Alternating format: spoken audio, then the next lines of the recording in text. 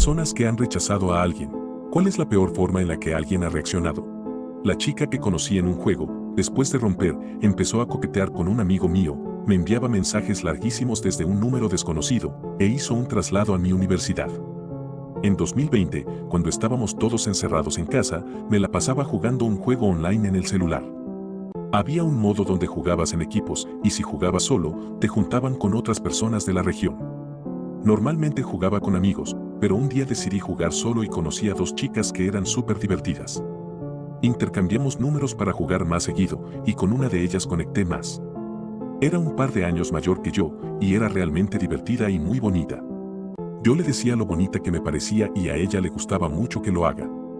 De hecho, a veces me pedía explícitamente que se lo dijera, como en ese episodio de Los Padrinos Mágicos.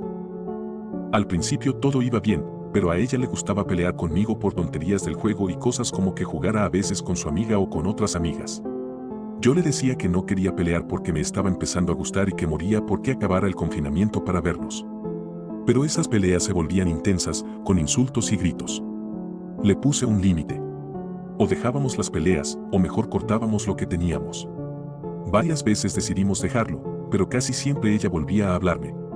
Hasta que un día me dijo algo que me ofendió mucho y le dije que esa era mi línea. Me pidió que la bloqueara porque no podía evitar hablarme de nuevo, y yo terminé bloqueándola. Pensé que ahí acabaría todo, pero al día siguiente me mandó un mensaje larguísimo desde otro número que ni sabía que tenía. Me contó cosas muy personales, como que su papá había fallecido años atrás y que desde entonces se sentía muy mal. Me pedía que volviera a hablar con ella porque decía que yo era el único que la entendía.